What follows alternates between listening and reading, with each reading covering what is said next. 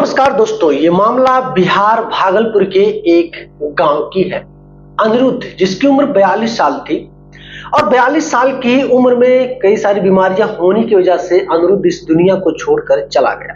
अनिरुद्ध की एक पत्नी थी जिसका नाम मनीषा था। उम्र इसकी यही कोई 36-37 साल थी। अब मनीषा तो अकेली पड़ गई, आगे पीछे कोई नहीं, क्योंकि कहते हैं अगर ससुराल में पति का साया नहीं तो सब कुछ बेकार है। मनीषा दिन रात अपने कमरे में रोती रहती, बिलखती रहती। ना तो अपने माँ बाप के पास तो जाती, ना तो पति का घर छोड़कर जाने का मन करता। इत्तेफाक देखो, कुदरत का करिश्मा नहीं, बेकारपन देखो कि कुदरत ने उसको एक औलाद भी नहीं दिया था। मनीषा दिन रात अपने कमरे में रो रही थी। मनीषा के जो सास और ससुर थे, इनका ये मानना था कि मनीषा बेमतलब रो रही है। मनीषा के पास ऑप्शन है, क्योंकि मनीषा का देवर है जिसका नाम गौरव है। गौरव के साथ मनीषा रह सकती है। हालांकि गौरव की उम्र भी 32-33 साल थी। मनीषा गौरव से 2-4 साल ही बड़ी थी, तो इसलिए परिवार के सारे लोग यही चाहते थे कि मनीषा गौरव के साथ रहे। हालांकि मनीषा ने अपना ओपिनियन नहीं दिया था कुछ कि मैं गौरव के साथ रहूंगी या नहीं रहूंगी, लेकिन मनीषा का जो देवर था गौरव नहीं चाहता था मनीषा के साथ रहना, क्योंकि गौरव को अजीब लग रहा था। गौरव ये मान रहा था कि ये बहुत कलंकित स्त्री है, इसके आने की वजह से हमारा घर उजड़ गया, मेरा भाई नहीं रहा इस दुनिया में। इसलिए गौरव ये चाहता था कि मैं इस लड़की से शादी नहीं करूंगा। जिस तरीके से भाभी बनकर आई थी उसी तरीके से भाभी बनकर इस घर में, इस परिवार में रहे, मुझे कोई आपत्ति नहीं, मैं कुछ नहीं जानता। अब ये सारी चीजें सुनने के बाद मनीषा को और दुख हो रहा था कि एक देवर जिसको रखना नहीं चाहता उसको कलंकित बोल रहा है। ये सारी चीजें, प्रक्रियाएं चल ही रही थी। उसके बाद रोज रोज का ड्रामा चलने लगा घर में, रोज रोज का झगड़ा टंटा चलने लगा। उसके बाद गौरव अपने माँ बाप से झगड़ा करके मुंबई चला गया, मुंबई कमाने, और कह के गया मैं इस कलंकित स्त्री से शादी नहीं करूंगा तो नहीं करूंगा, भले ही मुझे मुंबई में ही क्यों ना रहना पड़े, मैं घर पे नहीं आऊंगा। अब जो गौरव के माता पिता थे, यानी कि मनीषा के जो सास ससुर थे, वो बहुत नाराज हो गए गौरव के ऊपर। बोले घर छोड़कर तू भाग जा, तेरी कोई जरूरत इस घर में नहीं है। ये सारी चीजें सुनने के बाद गुस्से में आकर गौरव तो घर छोड़ दिया, लेकिन धीरे धीरे अब घर में जो मामला होता है वो आप सुनो। इधर एसआईआर का फॉर्म भरने जा रहा था, जो कि इस समय उत्तर प्रदेश बिहार में बहुत ज्यादा ट्रेंडिंग में चल रहा है। यानी कि पूरे ऑल इंडिया में भरा जाएगा एसआईआर फॉर्म, ऐसा नहीं है सिर्फ बिहार में ही भर जा रहा है या उत्तर प्रदेश में भरा जा रहा है। सरकार द्वारा एसआईआर फॉर्म, आप उसके बारे में जानते होंगे।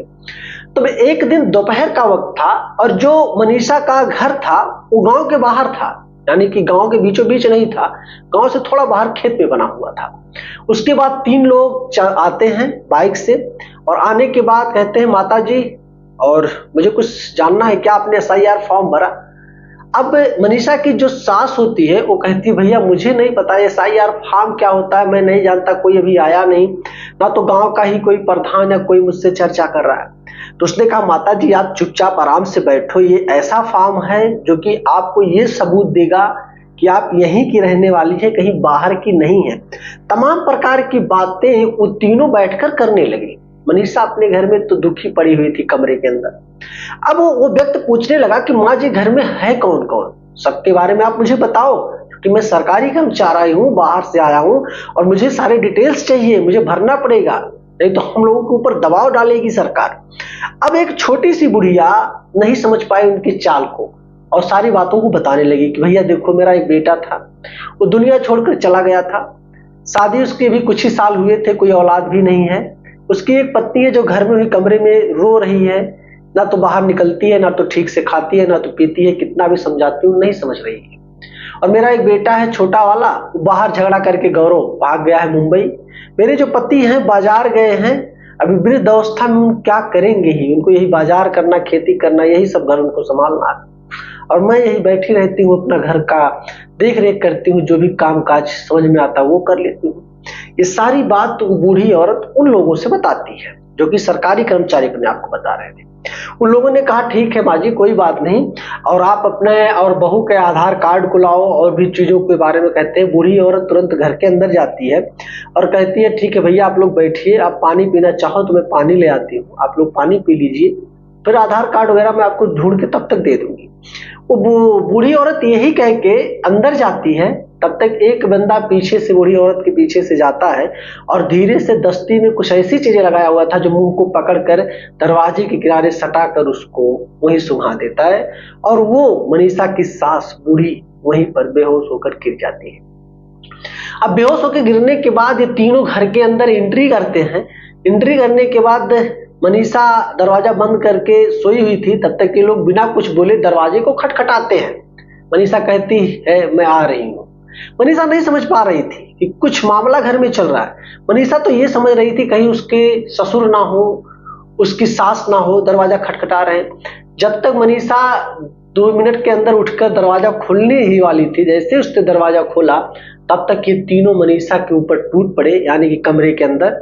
और कमरे के अंदर जैसे ये लोग गए उसके बाद मनीषा को वो लोग बहुत डराए और धमकाए। मनीषा एक चुप हजार चुप, क्योंकि ऊपर वाले ने तो पहले से उसको दुख दिया है, अब उसे और क्या बोलना। मनीषा एकदम चुपचाप शांत थी, उसको समझ में ही नहीं आ रहा था कि उसे आगे क्या करना चाहिए, या लोगों को बुलाना चाहिए, चीखना चाहिए, चिल्लाना चाहिए, कुछ नहीं, चुपचाप बेड के पास बैठी हुई थी।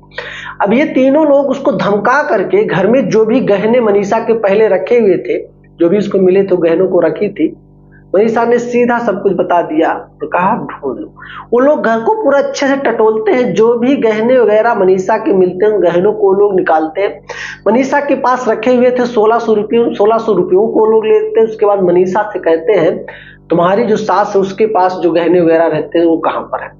मनीषा सिर्फ ले जाकर के सास के कमरे को दिखा देती है और वो लोग सास के घर में भी रखे कुछ पैसे होते हैं जो कि तकरीबन 4000 बताए जा रहे हैं, उन पैसों को लेते हैं और जो भी सास के छोटे मोटे कड़े वगैरह गहने वगैरह पुराने जमाने के थे उन गहनों को पाते हैं उसको भी ले लेते हैं।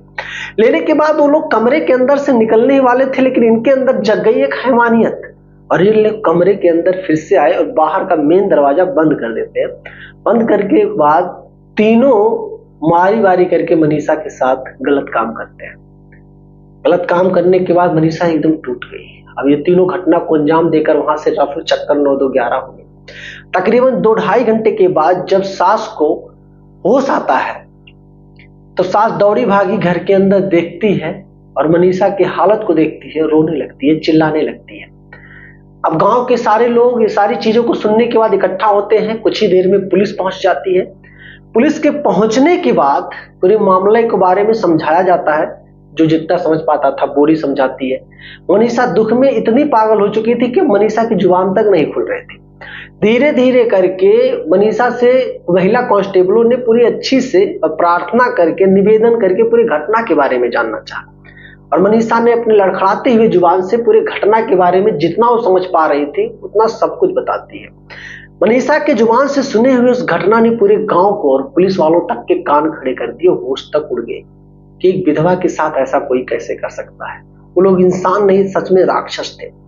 पुलिस ने आश्वासन दिया कि आप लोग गांव वालों बिल्कुल मत परेशान होना, मैं इसकी तहकीकात इस जड़ से करूंगा कि अगर शायद ये लोग सच में मेरे सामने कभी भी आ गए, मैंने पा लिया इनको, तो मैं इनको हवालात में नहीं डालूंगा बल्कि इसी गांव के लोगों के बीच में लाके सौंप दूंगा और आप लोग तब तक इसको मारना जब तक वो लोग मर ना जाए और मार कर यहीं कहीं आप लोग दफना देना, क्योंकि मैं ऐसे लोगों को कोर्ट में पेश नहीं करूंगा, क्योंकि कोर्ट में 2-4 साल की सजा होगी, 8 साल की, उसके बाद फिर से छूट जाएंगे। पुलिस के जुबान से ये शब्द सुनने के बाद गांव वाले बड़े खुश हो गए। बड़ा अच्छा लगा उन लोगों को कि भाई ऐसे पुलिस वाले चाहिए ही चाहिए हैं। पुलिस वालों ने रिपोर्ट दर्ज कर लिया। उसके बाद वहां से पुलिस वाले, महिला कांस्टेबल सब लोग वहां से चले गए। जाने के बाद अब गांव वालों में एक अलग ही आक्रोश था, क्योंकि मामला सिर्फ चोरी का नहीं था बल्कि उस विधवा महिला का था। गांव वाले के एक एक बच्चे, एक एक लोग इधर उधर ढूंढने और जागने में लग गए। भाई साहब, लगातार 4 दिनों की कोशिश के बाद पुलिस के पहले उस गांव के कुछ लड़कों ने, कुछ आदमियों ने मिलजुल कर षड्यंत्र के तहत उन तीनों को ले आए गांव में। शाम के 7 बज रहे थे। लाकर पहले गांव के एक पेड़ में उनको बांधते हैं। बांधने के बाद उस विधवा मनीषा को बुलाया जाता है उनकी पहचान करवाने के लिए, और उस बूढ़ी सास को, जो मनीषा की सास थी। अब वो विधवा भी इन तीनों को पहचान गई और वो सास भी इन तीनों को पहचान गई।